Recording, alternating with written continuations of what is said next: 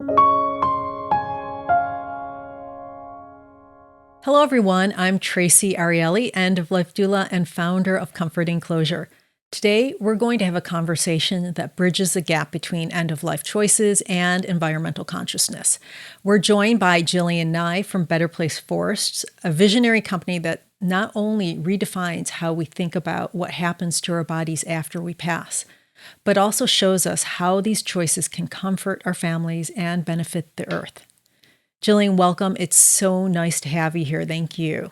Yes, thank you, Tracy. It's really a pleasure. Could you start by telling us a bit about yourself and your role at Better Place Forests? Sure, yeah.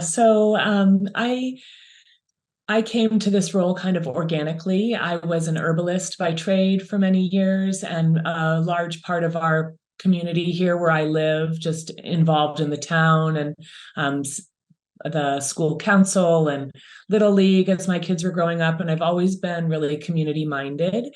And then we'll probably get into this more, but Better Place Forest found its first forest in the town where I live in Point Arena, California.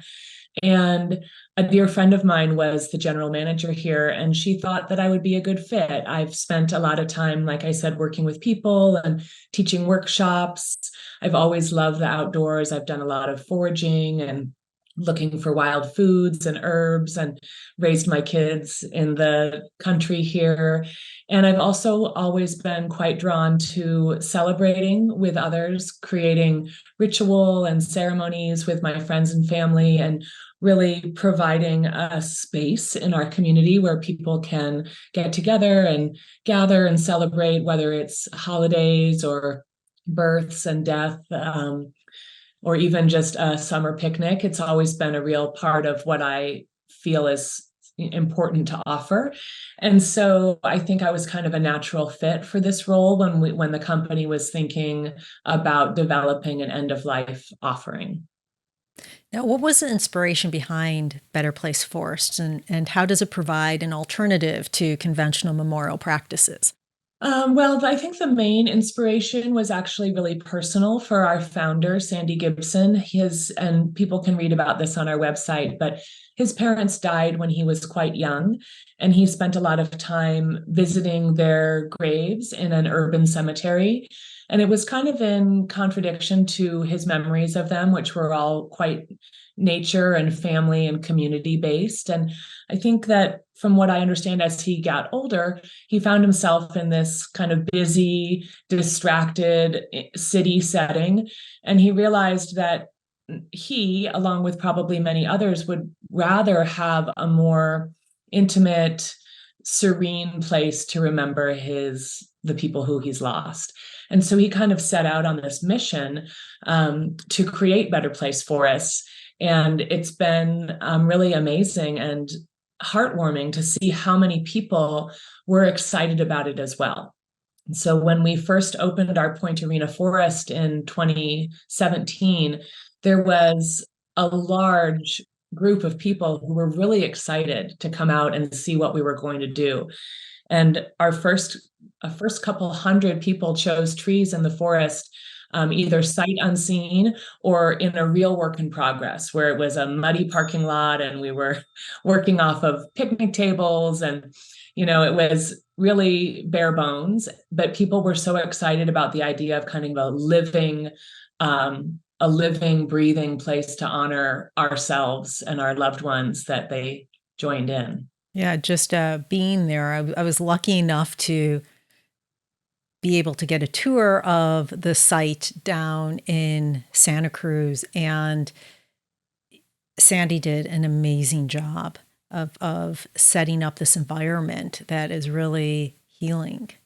Mm-hmm. And I'm assuming that many families feel the same way, and it helps their grieving process.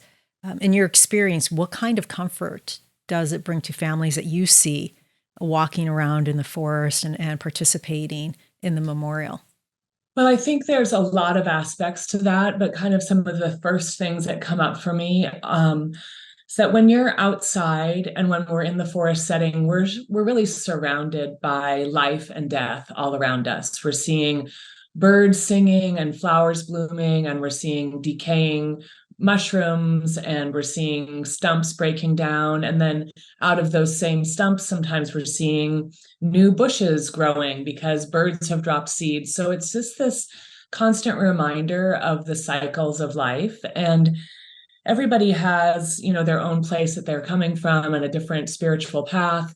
But in the end, we're all kind of looking, I think, for comfort and peace and kind of connection.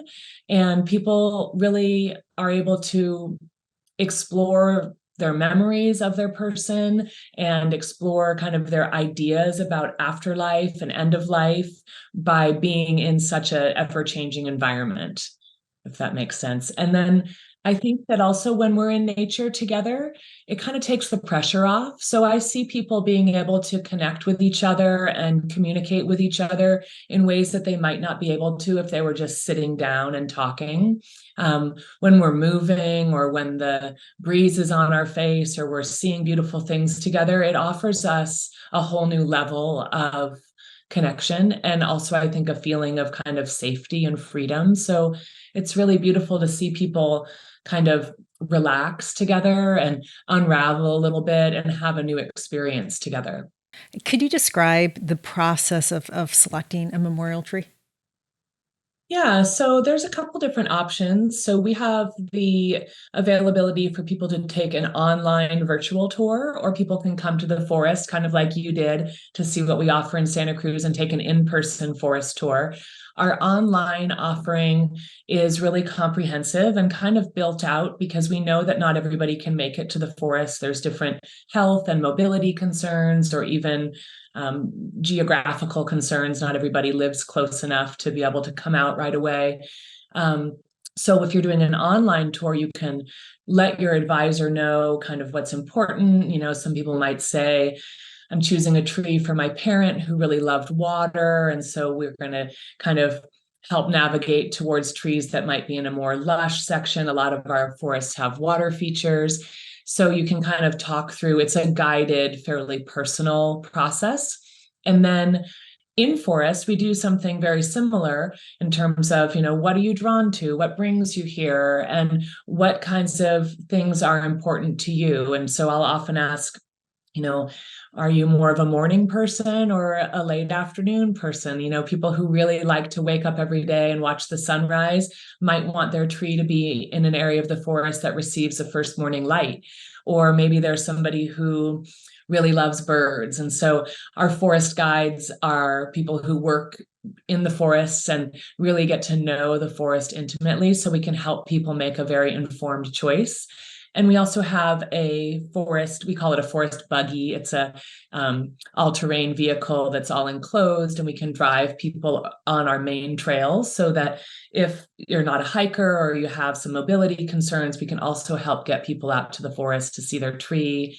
And then lastly, we have a full self-serve portal. So some people would maybe like to look at trees online without talking to anybody, and you can actually do that as well through our website. It was really an experience walking through the forest we had a couple guides on our visit, and looking at the trees and having them tell us the history of the forest. And they really know the forest at an intimate level. I mean, they were able to answer all of our questions and even more, not only from a ritual perspective, but even from a science-y kind of perspective. It was really interesting, and we enjoyed it a lot. It was very peaceful. Also, what really stuck out to me was that families were there, or people were able to walk around and hike, not because they were just visiting their loved ones, but because it was an actual walk to them, and it was something very peaceful and almost Zen-like. And when I asked one of the guides, can people actually eat in here? Can people picnic in here? And she said, yes, people could actually even picnic in here, which I know some people really value, some families really value that. Mhm. How can different families personalize the experience? Well, it's really, I think, one of the most wonderful things. And sometimes the answer to this question becomes a little bit nebulous because once you choose a tree and are kind of part of the Better Place Forest community, or somebody that you are in relationship with has chosen a tree, you have access to the forest. So we are open by appointment, but people can come and they will hike. They'll bring their dogs on leashes. Pets are welcome, and they can spend as much time as they'd like, really exploring the forest, having a picnic. It's true that people feel really connected to sharing food with each other. Oftentimes, I'll see people come to their tree when somebody's ashes have already been placed at it and for a birthday or a annual visit, and they'll bring like grandpa's favorite cupcakes to just honor him and have a picnic at the tree with his favorite things. And it's really kind of just a serene and peaceful backdrop for all the things you might want to do to honor your person. Person and animal. I understand that you are And allowed to bring the ashes of your beloved pets with you also. yes, which is also really special. I mean, we tend to call our pets our fur babies at Better Place Forest, and we know all. I think probably almost everybody that works with the company is an animal lover of some sort, and it's really important to people that their pets have a special place too. So we welcome that as well. And something I'll mention is that the forest is not just available to you after ashes are placed, but a lot of people will choose a tree early on in their life, way before they're actually considering their own end of life. But they want to take this potential burden off of their family and friends, and they want to kind of pre-plan and get their affairs in order. And so those people can also come visit anytime they want, come and take a hike, show their family and friends what they chose, or just come and enjoy the forest. And most of our forests are in really beautiful areas of the country that you might want to visit anyway. And so people will often come and do an overnight or a long weekend and wrap their forest visit into exploring the area. And then there's the extra layer of that, which is that you keep creating connection and memories and relationships with each other or a place by visiting it and spending time. And so something that I think is really special about the way people interact with Better Place Forests is the way that they're making memories and strengthening their connections with each other and with the natural surroundings. Yeah, that is great. I know that as a society, we don't do death and grieving very well. Mm-hmm. And to think about your death beforehand and to plan for it is such a gift to your family so that when it does happen, they could really focus on being a Right. family and on starting that healing process. Um, so, can you talk about how a forest memorial is beneficial for our planet? Sure. Well, I think that placing ashes in a forest rather than choosing a more traditional end of life offering can be beneficial just because right away we're not talking about embalming chemicals or um, vaults and the large land space that is traditionally used with a larger cemetery option. And then we're purchasing high conservation value properties for Better Place Forest projects, and these properties are purchased outright, so they then belong to Better Place Forest, and that protection serves the customer in a couple of ways, which I'll talk about. So first, we choose high conservation properties, which can be historical, agricultural, or open space environments that we want to protect from future development. And the protection of these lands is kind of multiple fold. So we know that established forests can help to prevent erosion and build soil, which is really wonderful in this time of environmental change. And forests can also help to contribute to the global water cycle by conserving water. Trees will pull water up from their roots and then release it back into the atmosphere, bringing us back rain and snow. And I recently was reading from the USGS water science school a study that talked about how a large oak tree can contribute up to 40,000 gallons of water per year back to the environment. So forests are really water givers in a lot of ways. And then we also know that forests help to purify the air that we breathe, and they provide a habitat for animals and all of the native species of flora that we find in our forests. And then I think something to not be overlooked is how good we all feel when we're out in nature.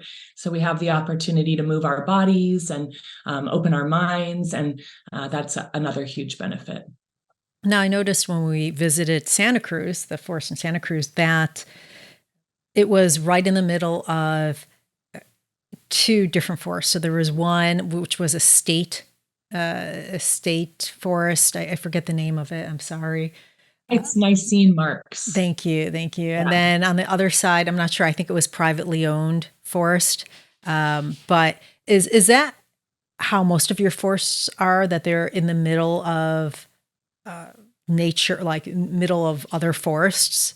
That's just not a small grove. It's this big, big forest. Right. Well, actually, every forest is a little bit different.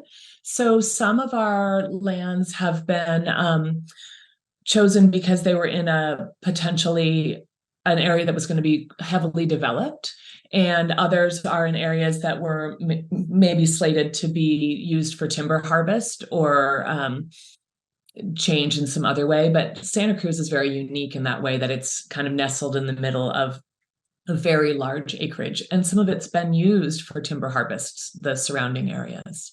Yeah. Which is also quite normal for California. Yeah, I know that Tyler was saying that the forest in Santa Cruz was mined for sorry. I know that Tyler was saying that the land or the forest in Santa Cruz was actually used for logging beforehand, and the trees, I guess, are only a couple hundred years old now. Even though they're quite large, it was the history of that area is really interesting. It is, absolutely. And that's the Santa Cruz forest has a similar history to the forest that I work in, which is in Point Arena on the southern Mendocino coast. But this area of California was historically used for timber harvest and for hundreds and hundreds of years.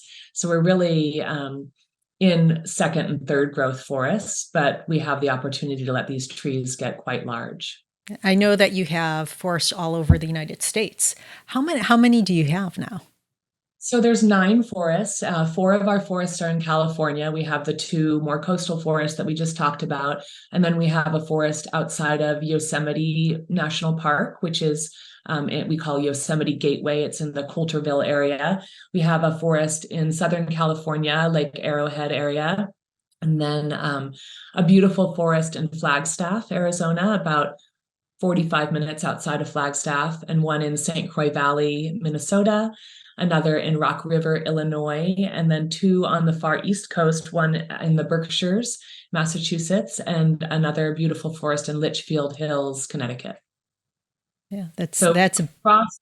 Yeah, that is a cross. I have family in the Chicago area, so yeah, I'll talk to them. No. Yeah, it's really neat to see the different types of species and the different terrain of each forest. And we're really just, as a company, I think, so lucky to have found so many people who work in our forests who are so knowledgeable. It's part of the job training, as you mentioned, that your guides in Santa Cruz were so knowledgeable. And it's one of, I think, the best parts of the job is the ability to need to learn so much about our local history, and then the species, both animal and plant, that are alive and well in the forest is a wonderful thing to share with others too. Are there any personal stories or reactions from families that stand out for you? Absolutely. I've been in this role for almost 5 years, and I've had the extreme honor of working with hundreds and hundreds of families, and I think I've observed and facilitated about 400 what we call forest memorials. And that experience is really just the visit where you come to place your loved one's ashes. And each one is really unique. Some of the ones that I particularly love are when music is involved. So sometimes people will bring music that they're going to play on a recording. And something that's really special is when people bring instruments to share in the music in the forest. And one that stands out for me is when a young man played Amazing Grace on his guitar for his grandmother's memorial, which just filled the forest with such beauty. And it's kind of this intersection of a traditional song that everybody knew, and then this really unique experience that we were all in together. And then I think children are a really special highlight for me. Kids will are curious and they meet death really differently than adults do in general. And most of the children that I've had the experience of spending time with in these settings are really excited and they want to just jump in and participate with all the things that they can. And they like to talk about their person. They're very straightforward. And I think it can be really healing for kids. We're talking kind of about changing the end of life narrative. And so it's a really special thing that we can offer our children in this society, is to do things a little differently than how we've been doing them so far, and giving them the opportunity to really see and explore and talk and be out there together. And they come back and spend time at the tree. And sometimes parents or family members will say, like, I'm sorry they're being so loud. I'll try to get them not to run. It's like, it's great. We want to hear them. That's part of the cycle of life, is that we're bringing the children in. And then something that I think is really important when we talk about personalizations is that there's a lot of people that may either be alone and they may not have any family or friends. So we offer the service of honoring your wishes by placing your ashes at the tree on your behalf so they can be sent to us. You don't have to have family members. And we go through the whole process just as a team. I've done quite a few memorials for somebody, and sometimes I'll ask if maybe they wanted to have a poem read or something like that, and we're happy to carry that out. And then there's people who like things really simple. So one of the most important stories for me that really shaped this work for me was I was working with a gentleman who was quite quiet and not very he didn't have a lot of questions. He didn't have a lot that he wanted to do when we were planning his wife's memorial. He'd been holding to her ashes for a bit. And he came to the forest on the day of the ceremony. He had chosen not to pick any readings and didn't want a program. And it was just him and their two adult children.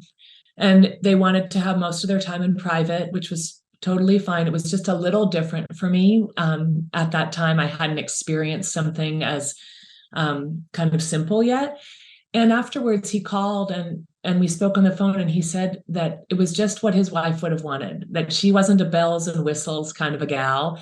And he really appreciated that we could honor her in a way that would have been meaningful to her and was really meaningful to him and their children.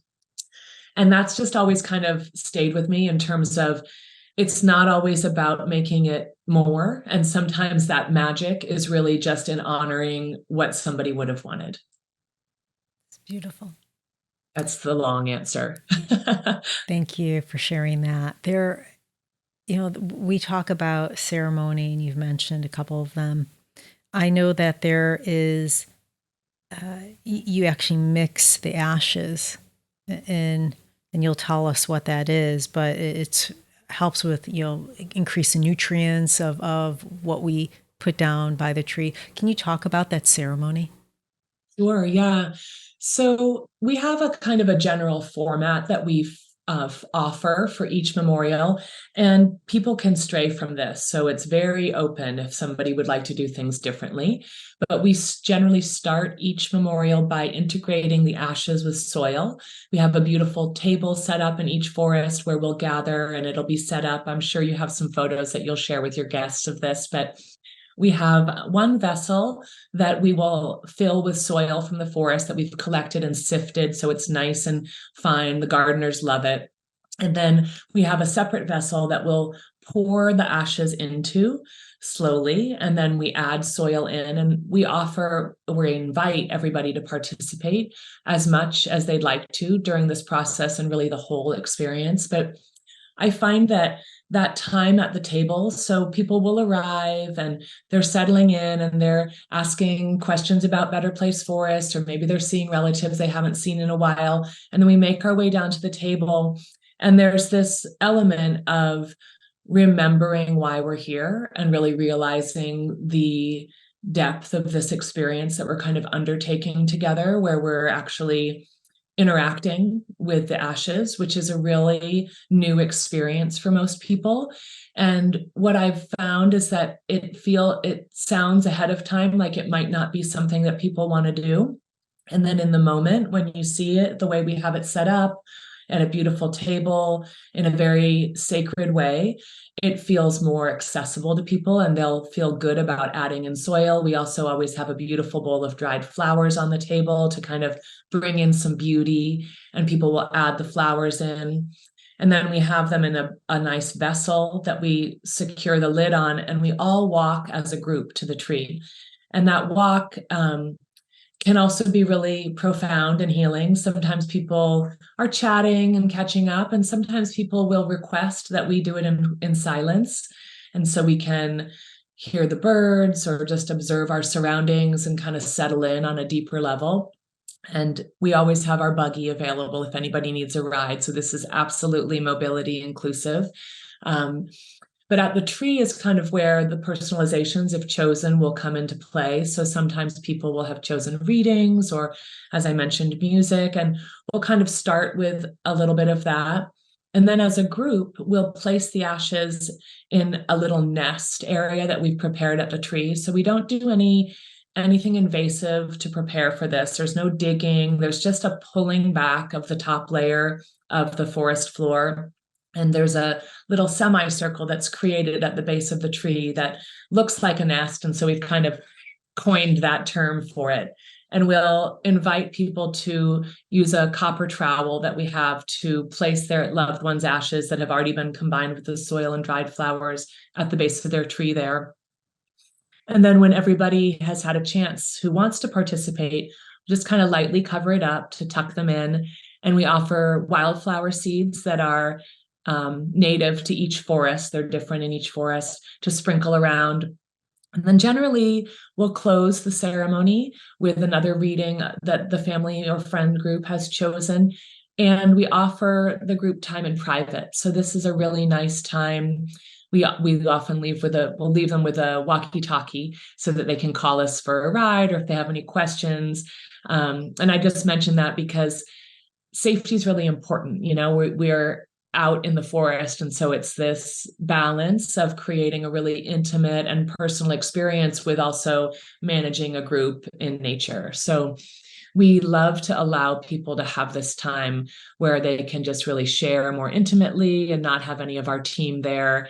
It really opens up, I think, a lot of room for memories and connection and laughing and crying and going through that process together. And then people are always welcome to enjoy the forest, walk around and explore if they'd like. You spoke about how, at least with when you were talking about the kids, how this changes the narrative around death and grieving for them. How do you think that this changes the narrative on death and grieving for us as a society? Yeah, I think that there's so many ways, really. It's such an exciting opportunity. So to participate in the ceremony or the ritual of it, to really be the one combining your person's ashes with soil, or to know that your loved ones are going to take care of that for you, I think is it's a really profound next step. It's not removed and it's not turning away from what happens to our bodies. It's really kind of caring for each other until the very end, which I think is really meaningful.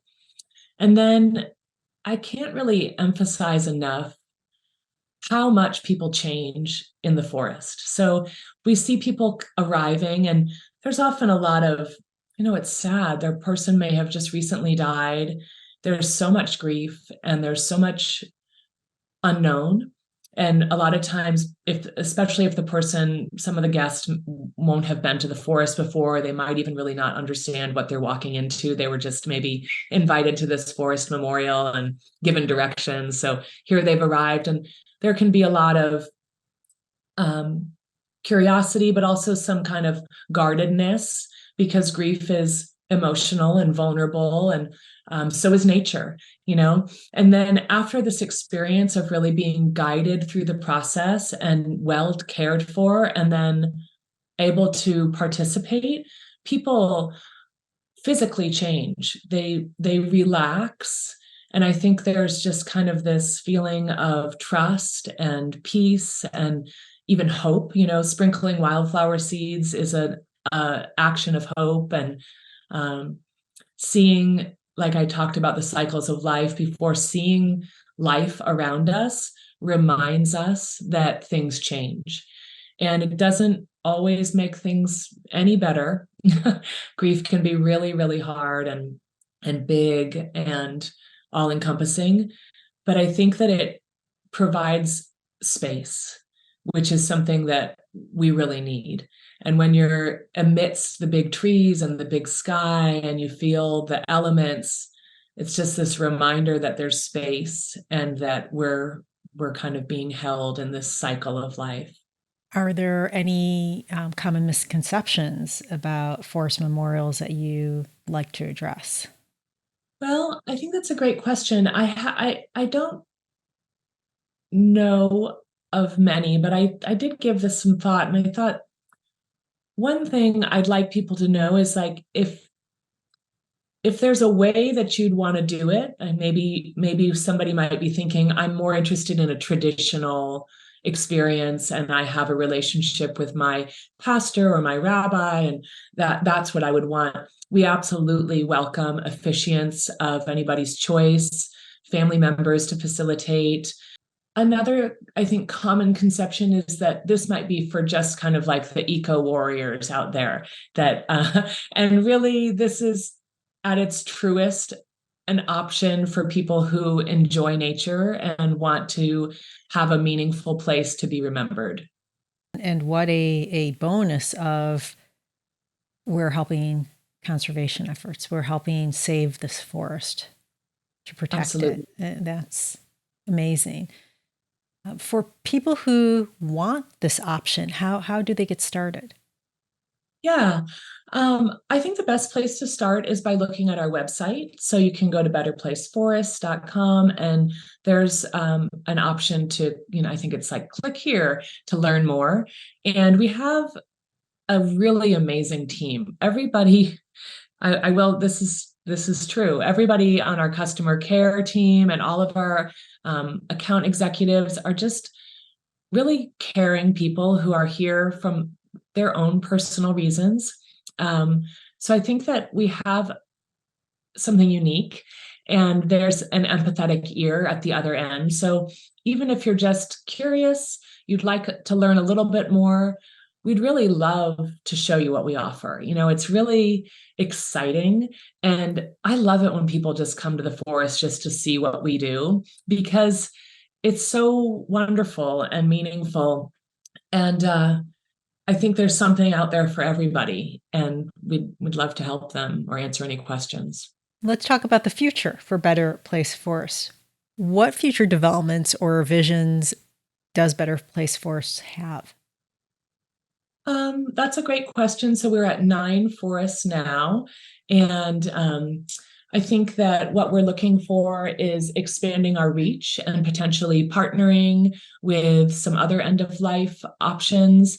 And, hopefully in the future, we'll open some more forests. I know that there's a lot of desire in different parts of the country to see us expand there. But for now, we're really just working on the offerings that we have. So, for people who are thinking about their deaths or who might even be sick, how does visiting the forest or walking in your forest and talking to your guides, how can that help? In such what I imagine to be a challenging time, it's hard to say that it might help, but I think that it offers an opportunity to people. And I've personally had what I consider to be an incredible honor to meet with people who are facing their own imminent death.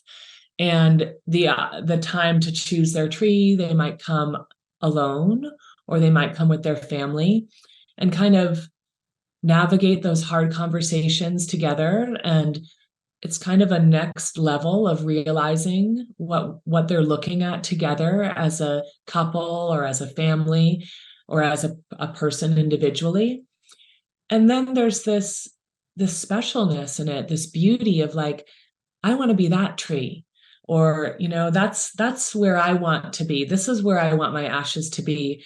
And I think that for what I've learned and what I've seen and heard is that for somebody who knows that they're going to be dying soon, there's a sense of comfort in that their family and friends might be coming to sit at the bench by this tree, and they might be overlooking this view and kind of remembering them here.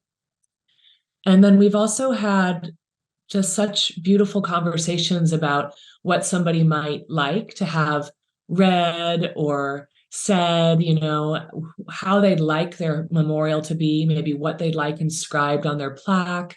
It's an opportunity for people to think into that part a little bit more deeply. And they can also do this online. We've had many people choose their tree online, even from a hospice situation. And so I think it gives some sense of peace and comfort, and that you're also, again, kind of taking care of that for people so that they can spend their time remembering rather than organizing. Gillian, thank you so much for joining us today and sharing the vision and the heart behind Better Place Forests.